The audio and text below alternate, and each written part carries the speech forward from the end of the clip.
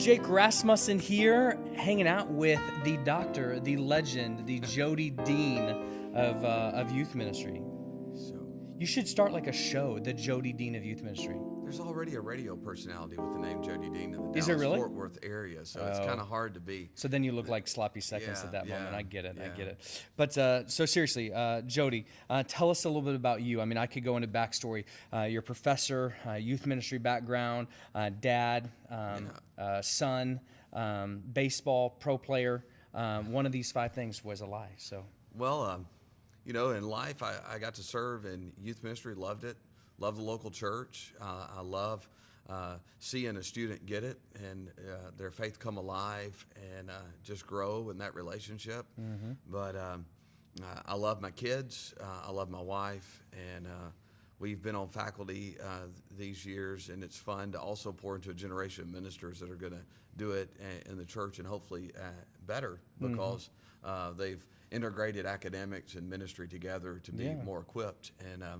And so all that together is fun. I love baseball, but I'm not. I don't play. you never played on the pro circuit there? I like, but All right. So maybe that was the lie, I guess. You ratted me out there. Yeah, sorry. Just playing.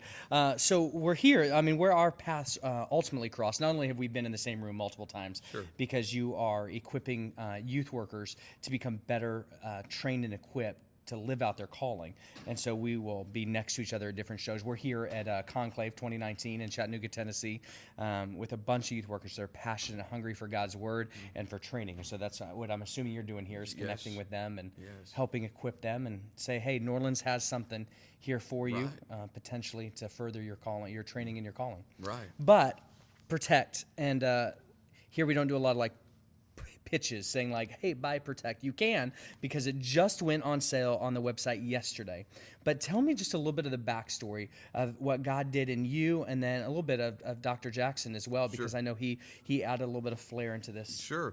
Dr. Jackson and I served on faculty together. He had been my professor and a mentor in youth ministry. And so walking that journey, we began talking. There were some resources we relied on back in the day for talking about better safe than sued and other things that just kind of influenced such a catchy title. That kind of influenced us. And hey, here's some things you ought to think through about travel and some forms like a medical release form and those kind of things. But we were coming off of some things happening in headlines with people with sexual misconduct. You were dealing with people that had some things happen in their facilities because they inherited a facility that was not designed for the current reality of how we live and do life. It was, narrow hallways, closed doors, that kind of stuff. It was not open. And those kind of things. And so we just started, actually at Conclave a couple of years back, just over a meal, we were debriefing a little bit, talking about life and where youth ministers were and the conversations we were having with them as we travel and speak, as we're interacting with students in the classes we were teaching of what those things are. And from that came 16 aspects that just kept rising to the surface. Because we were having people ask us, how do we vet our volunteers? Oh, that's a good one. We just see them once a week, or we're just interacting with them. So how do we know what to vet? And then we were walking. Let's just camp here for just a second. Sure. I mean, I know you're going to keep going because there's just so many nuts and bolts in this. Specifically in Vetting Your Volunteer, it is chapter 2 in this. And you, as you wrote this, tell me the thought behind what vetting a volunteer. And I don't mean to seed anything, but in youth ministry, sometimes I've heard of the mirror test, right? You put the mirror under somebody's nose, and if it fogs up, like, hey, come into youth ministry. That's not the best way. Right. And so we all know that, but at times we just don't know where to start. We're paralyzed. Or so you have the helicopter parent that they're only there not because they're called to youth ministry, but they're there to be sure their kid's okay. You're not talking about me because I have 2 kids in youth ministry. So I know it's that other person. I'm a parent too, so you're walking through that. But I mean, there are some people that were called just to be sure their kids are okay. They're not called to youth ministry to help reach and make disciples among all teenagers. So share about maybe from a high level what that process that you're presenting looks like. Sure. It starts with character. That's in chapter 1, the critical component of character. That they are people who love Jesus, that are passionate that their gifts fit with youth ministry, and they really want to make a difference there. Yeah. And so there's some things I need to do. And so part of that is maybe they fill out an application form. Wow. Of, hey, this is who I am. This is my background. They go through a background check. Yeah. And they're screened. And there's a level of accountability in knowing their testimony, knowing about them, and having a one-on-one conversation like we're having here. Yeah. Of just getting to know one another and really pouring into one another. And so it goes a little deeper with some questions to ponder, some best practices, and that's what we kind of tried to do with each chapter. Yeah. So this is not only a theoretical side, like, hey, maybe you should be doing this, but also a nuts and bolts side Right. of like, hey, here's some very practical questions and steps to go through. We're not lawyers. Yeah. We're practitioners. There should be a disclaimer right down here. There is. No, just you can't do risk management not to have a disclaimer. Yeah, I guess, yeah. But in the world in which we're living in, too,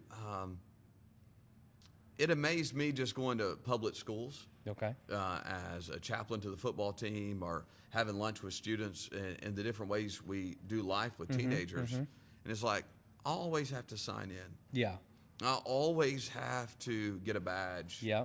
And people can just show up to Youth Wednesday Night Worship and hang out. Yeah. It's like, who's that guy standing in the back of the room? Yeah. I don't know. He just showed up. He's just an adult. Yeah. That Yeah. popped into the youth service. That's very interesting. And so, and as a dad, you alluded to being a dad as well. And, you know, I want to be sure that in youth ministry, we are safeguarding, protecting. That's one of the things a shepherd does. That's good. And a shepherd would lay down his life over the gathering place of the sheep for rest at night. Yeah, that's good. And no one got in or out without the shepherd knowing. That's really good.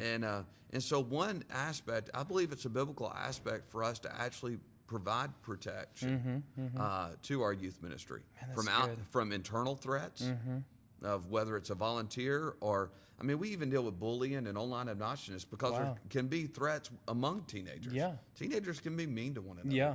They can also care for one another in great ways. I mean, incredible ways. And so there's so many things that can happen internally. And so, you know, we talked about online obnoxiousness and some bullying and those kind of things too, because we're living at that place. Yeah. But we also realized we moved beyond that, and there's just some common sense things we just need to know, like you kind of need to know if you're tripping up on the trip or not, or that's if good, there's an emergency. This thought, I mean, you hit on something that there's this thought for me that if we were to sit with youth workers all the time, I have the privilege of sitting with youth leaders as well, and we ask the question, if somebody were to come into your youth ministry and start teaching kind of a false theology, in a sense, we'd be ticked, right? Like we'd be like, no, I'm not going to stand for that. Right. But we do the same thing in the way that we don't protect or have safeguards in our ministry. Right. Like when you said something, the light switched for me. Like we would be quick to jump about theological issues, but are we quick to jump in this situation? Right. Yeah. Well, how many youth ministers have a trip and they don't even assign a volunteer to be the shepherd. Over 4 or 5 students, even at a pit stop? Yeah, that's good. Or a restaurant. Yeah. You know, but I teach a risk management class. Okay. And so we were walking through this.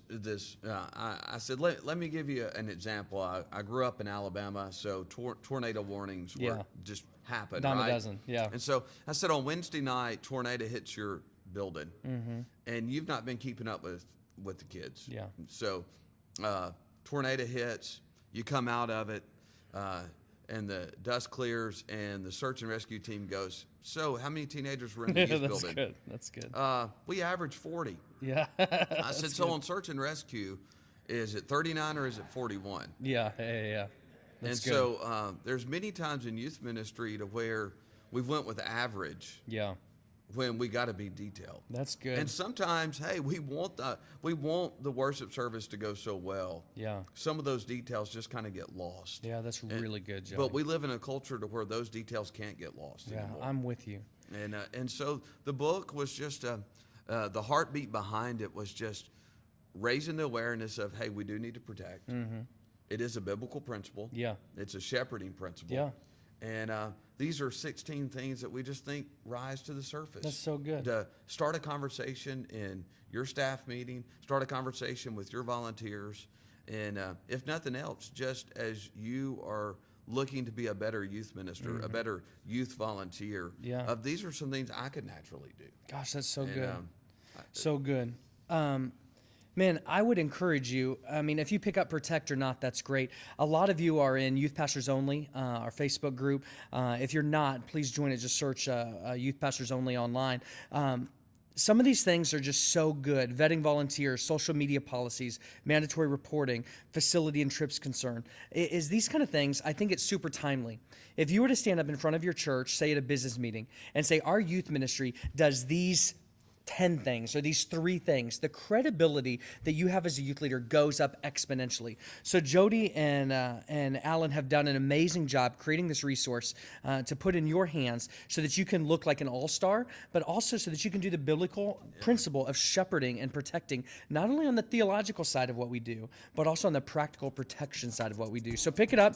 It's available. If you have questions, drop them in here. We'll make sure Jody gets them as well. He'd love to interact with you and encourage you along the way. So Jody, thanks for taking time to connect today. Me. Yeah, you got it, man. Enjoy the rest of your conclave. Yes. All right.